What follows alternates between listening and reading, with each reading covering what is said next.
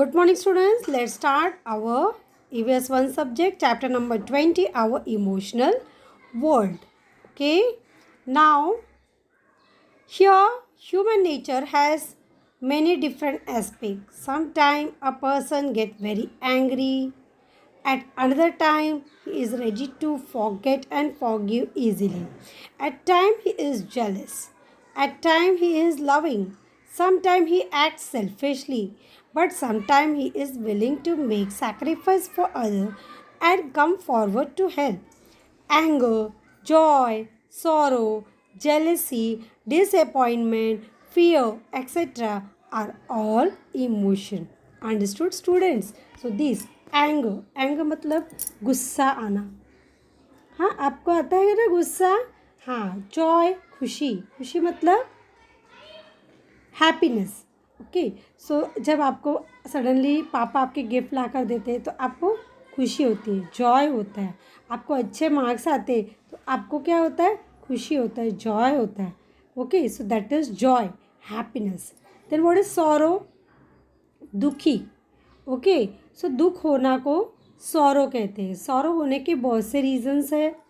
Okay. जैसे कि mummy ने आपको डांटा, एग्ज़ाम में मार्क्स कम मिले, या आपकी जो मन की इच्छा है वो पूरी नहीं हुई तो आप दुखी हो जाते हैं. That is sorrow. What about the jealousy. Jealousy मतलब ईर्ष्या, किसी से जेलस करना. ओके. सो ये भी एक तरह का इमोशन है स्टूडेंट्स. डिसअपॉइंटमेंट मतलब उदास हो जाना. हाँ, मान लो कोई चीज़ आप नहीं हो पाती है तो आप डिसअपॉइंट हो जाते हो. दैट इज़ उदास होना. फियर, फियर यानी डर. आपको किसी चीज़ का डर है. हाँ, so that is fear. So these are all emotion. और ये डिफरेंट डिफरेंट एस्पेक्ट्स हैं स्टूडेंट्स, ह्यूमन के नेचर हैं जो ह्यूमन में पाए जाते हैं. Yes, these are the aspect, different aspects which are existing in human being. Is that clear? Understood what I mean to say? Sometimes person get angry. बहुत गुस्सा आता है. नहीं, I will not going to leave that person. उसने मुझे cheating किया है. आप ऐसे सब बोलते हो कि नहीं? हाँ, समटाइम आपको जेलस फील होता है. कैसे उसको अच्छे मार्क्स मिले, मुझे कम मिले. तो ये जो स्वभाव है ये अपने आप ह्यूमन बीइंग में डेवलप होता है. ओके. सो यहाँ पर हम देखेंगे कि हम कैसे कोप करें, coping with our emotions. Our next topic, coping our emotion. Just as man is able to think, he is also emotional. आप इस बात को समझ रहे हो? आदमी सोचता है और वो इमोशन भी होता है. इसलिए स्टूडेंट्स, हमें अपने थॉट पर और हमारे इमोशंस पर बैलेंस होना बहुत ज़रूरी है. We should be able to strike a balance between our thought and emotion. Yes, when someone hurt us we feel sad. It's natural. अगर हमें कोई दुख भरी बातें बोलता है या हमें कोई दुख पहुंचाता है तो हमारे दिल को चोट लगती है, हमें हर्ट होता है. हाँ, कि उसने ऐसे क्यों बोला. Right. So it is very natural. If somebody is talking so rudely or if somebody is insulting you, you will feel sad. Okay. If someone know how bad to feel about it, अगर किसी को ये एहसास हो जाए कि मैं ऐसा बोल रहा हूँ तो सामने वाले को कैसा लगेगा, बुरा लगेगा ना, तो वो क्या करेगा, वो वैसा बोलेगा ही नहीं. He will not use such word. तो एहसास होना बहुत ज़रूरी है कि हम ऐसे वर्ड्स न कहें जो सामने वाले को दुख पहुँचे. Is that clear student? What is the meaning over here? We should know how bad to feel about it. आपको इस बात का एहसास होना चाहिए कि मैं जो बोल रहा हूँ वो सामने वाले को सुनकर वो उसको कैसा लगेगा. It is insulting. Why I should do like this? Why I should use such words? Okay, so if someone does something wrong, अगर कोई रॉन्ग कर रहा है, कुछ आपको लग रहा है कि वो गलत है, तो आपको गुस्सा आ जाता है. Okay. And we must not lose our temper at that time. हाँ, मान लो किसी ने कुछ गलत कर दिया या पेंसिल तोड़ दिया या पेज फाड़ दिया, तो आपको उस समय आपको इतना ज़्यादा गुस्सा नहीं होना चाहिए कि आप उसको हर्ट कर दो या आप उसको मार दो, ऐसा नहीं। You should keep your mind cool. Okay, मान लो ऐसा आपके घर पर ही हो जाए, मान आपकी मम्मी हैज़फुल वाई हैव डन, और आपकी मम्मी आपको मारे, तो क्या हो जाता है, गलत हो जाता है ना। तो उसी तरह से आपको भी आपके टेम्पर जो होता है ना, उसे नॉर्मल रखना चाहिए। समझ में आ रहा है हम क्या कह रहे हैं? You have to be normal. अगर आपको कोई गुस्सा पहुंचा रहा है तो आपको आपके दिमाग को कूल रखना है। Yes, so once again I repeat, if someone does something wrong we get angry. Okay, we must not lose our temper. It is natural to desire something, but we must not be greedy for it. Desire means आपको चाहते हैं, मतलब हमारा एक लड्डू मिल जाए, 2 लड्डू मिल जाए, एक chocolate बोलो तो 2 चॉकलेट हो जाए, 3 चॉकलेट, मतलब लालच जिसे कहते हैं वो भी नहीं होना चाहिए। Okay, but we must not be greedy for it. नहीं, मुझे वो चाहिए, मेरे फ्रेंड के पास पिंक कलर की ड्रेस है ना, mummy I want that, so this is wrong. It shows that you are greedy. आपकी जो डिज़ायर है वो किसी और को देखकर आया है, so you should not do like that. Okay, समझ में आया आपको? हाँ, if we think properly we can control our emotion. आप इस बात को मानते हैं? अगर प्रॉपर तरीके से सोचें और फिर एक्ट करें, तो हमने क्या किया, हमने अपने इमोशंस को कंट्रोल किया। तो सोचना क्या हुआ, थॉट और इमोशन के बीच में बैलेंस होना ज़रूरी है ना स्टूडेंट्स। जो सेकेंड लाइन थी वो आपको समझ में आ गई होगी, आप किस तरह से उसका मीनिंग है। ओके, ना emotional adjustment involve कॉपिंग with emotion. What is the meaning of emotional adjustment? Emotional adjustment involve coping with our emotion. समझ में आया? हम अपने इमोशन को संभालते हैं। फॉर एग्जाम्पल, मान लो किसी ने आपको इंसल्टिंग वर्ड्स बोल दिए, तो आप अपने इमोशन को क्या कर रहे हो, संभाल रहे हो कि नहीं, मुझे गुस्सा नहीं करना है, मुझे उसकी तरह नहीं बनना है, मुझे हमेशा गुड रखना है। हाँ, तो मान लो अगर कोई इंसल्टिंग वर्ड बोल रहा है तो आप वहाँ से हट जाओ, उससे बात मत करो। क्यों आप अपनी ज़बान ख़राब करते हो? Why you are using bad words along with, नहीं पसंद है ना, हट जाओ। बट इसका मतलब ये नहीं कि आप अपने इमोशंस पे कंट्रोल खो दो और वहीं पे मारपीट चालू कर दो।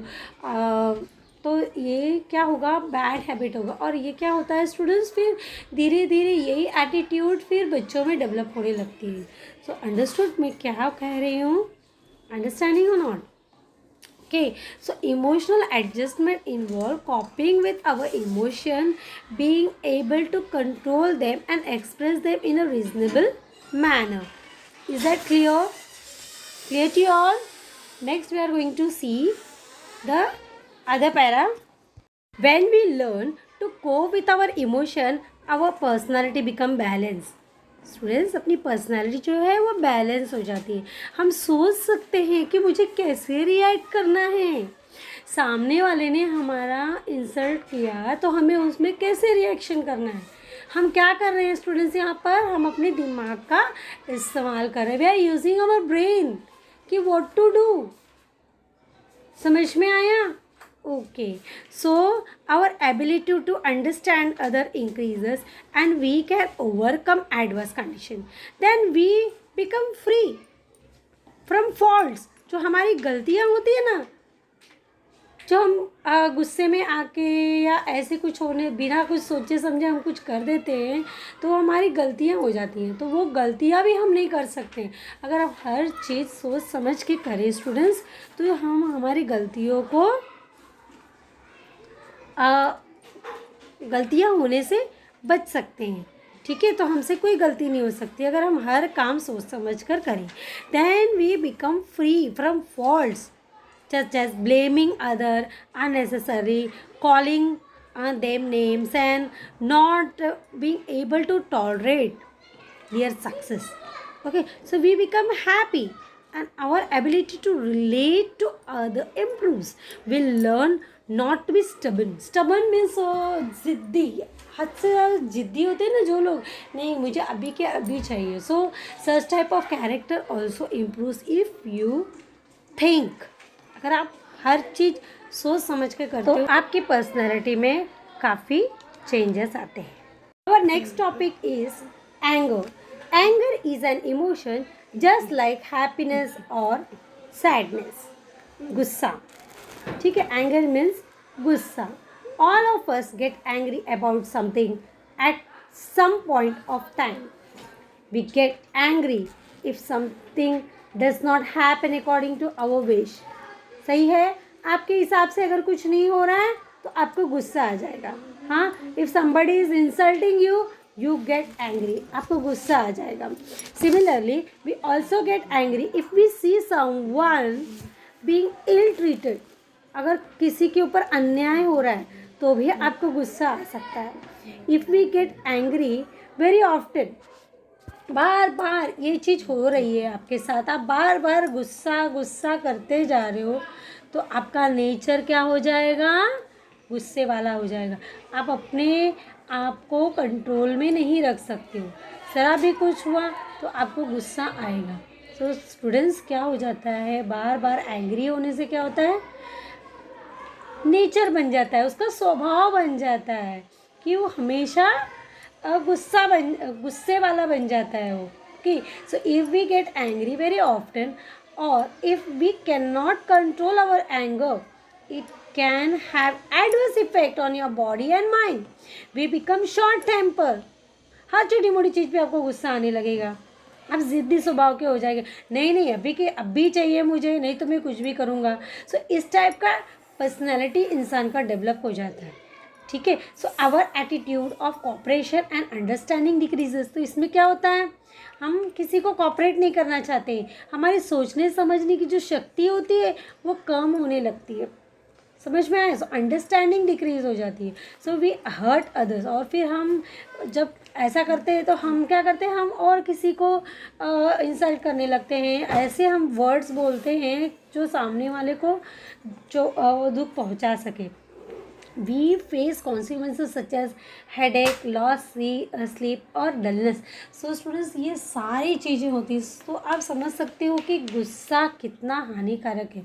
इंसान को गुस्सा कभी भी नहीं करना चाहिए, और अगर वो सोच समझ के हर काम करता है तो नेचुरली गुस्सा उसे आएगा ही नहीं. समझ में आया? तो स्टूडेंट्स, हम अपने गुस्से को किस तरह से कंट्रोल रख सकते हैं.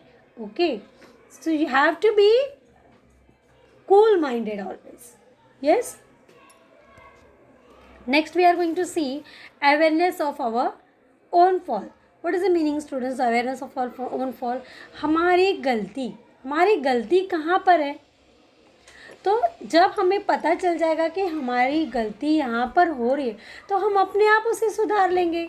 नहीं, पर कुछ लोगों का नेचर कैसे होता है, नहीं, हम जानते हैं हम गलत है तो वे अपने आप को सही करने की कोशिश करते हैं. सो ये सबसे पहली गलती है. ये सबसे, तो उससे क्या होता है, आर्ग्यूमेंट्स होते हैं, झगड़े होते हैं, इंसल्टिंग वर्ड्स, गुस्सा, ये सब कुछ होने लगता है. समझ में आ रहा है आपको?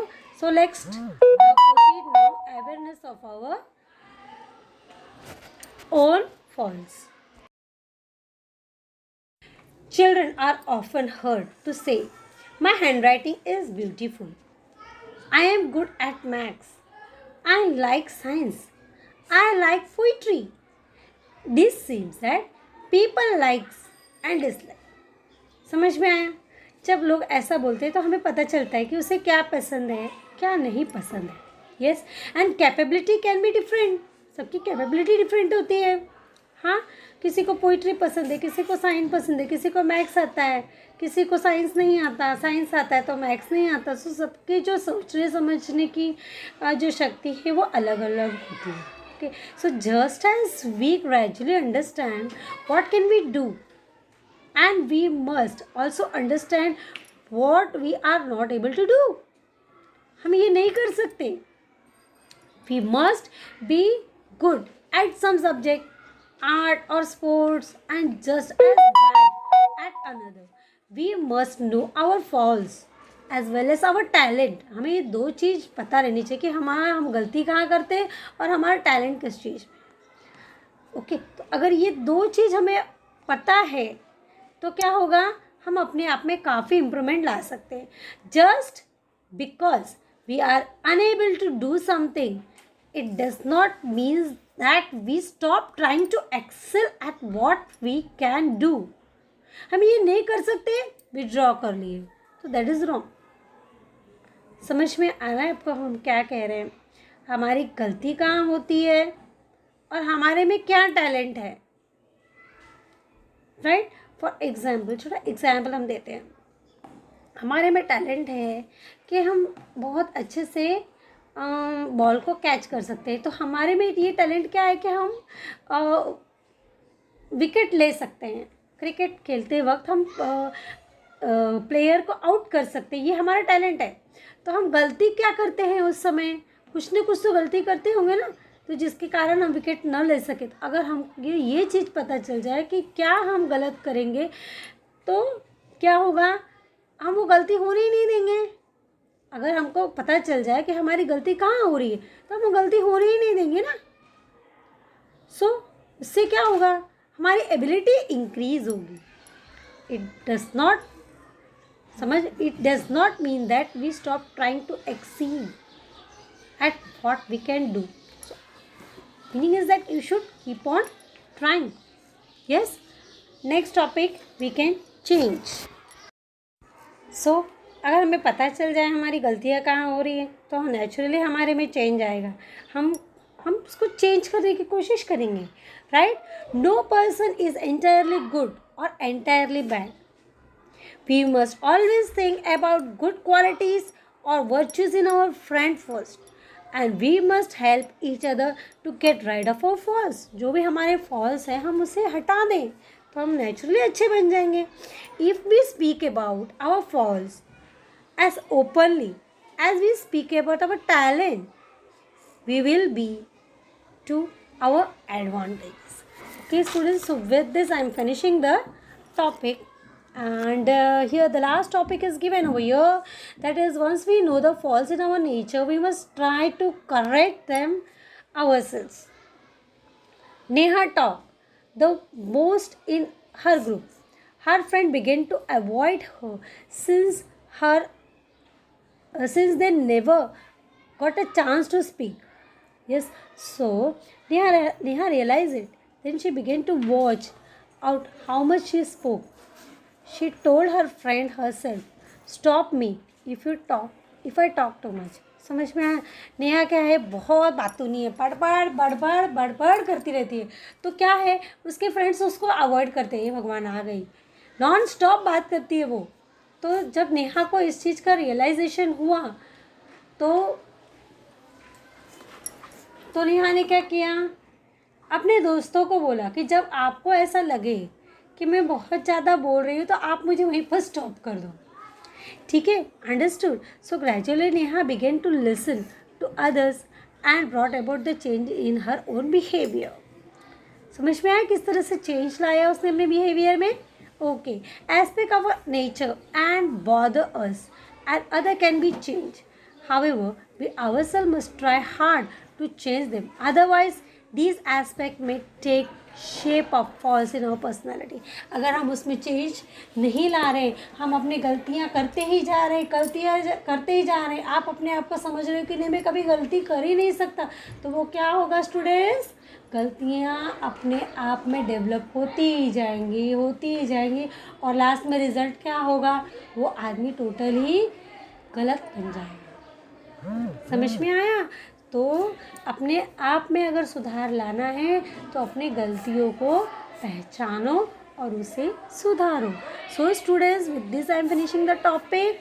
Late recapitulate the lesson what we have learned. Emotion must be expressed. There must be a balance between our thought and emotion. Exactly student, balance होना बहुत ही ज़रूरी है. हम जो सोचते हैं और हमारे इमोशन पे बैलेंस होना बहुत ही ज़रूरी है. Anger must be controlled, otherwise it can have adverse effect on your mind and body. We must be aware of our faults and as well as our talent, and we can try to correct the faults in our nature. Okay, so let's go with our home assignment.